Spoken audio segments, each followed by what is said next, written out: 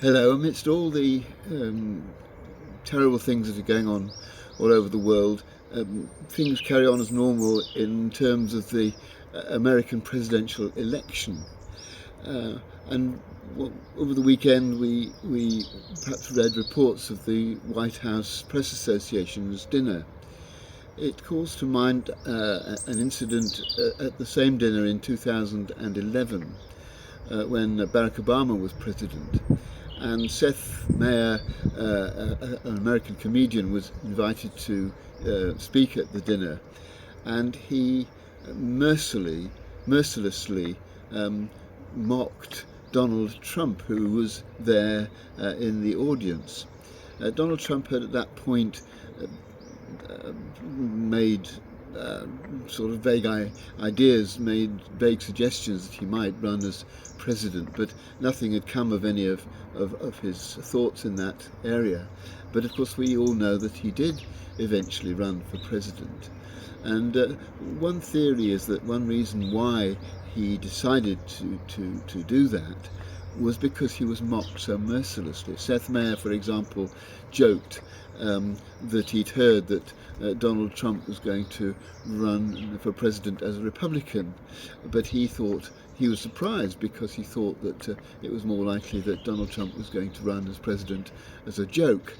And then proceeded to mock his hair, his attitude to women, his approach to immigration, really quite mercilessly, and the audience were rolling in the arms with laughter.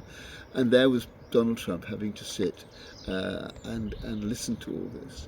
And in a way, one can imagine how this spurred him into deciding he was going to take the establishment on. He was not going to sit back and let himself be mocked in this merciless sort of way. And it made me think again about how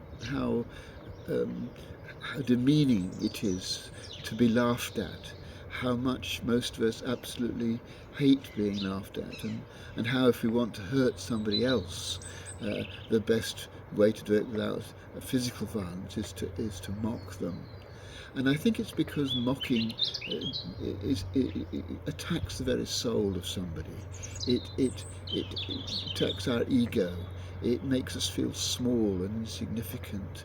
And that's something which goes right against the human urge to be noticed and to be important and to be somebody that matters.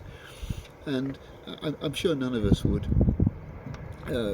willingly and by choice mock anybody else. It's not something that those of us who have an appropriate moral sense would wish to do. And I very much hope that the political activity that we shall see in this country over this coming year does not include mocking of other candidates for office.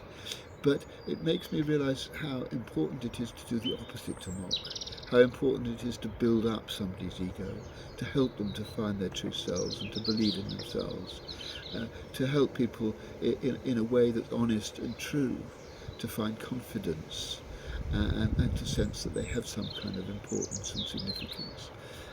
We don't want to build that up beyond what's true, because that's unhealthy. We don't want to knock it down into making people feel inadequate and unimportant.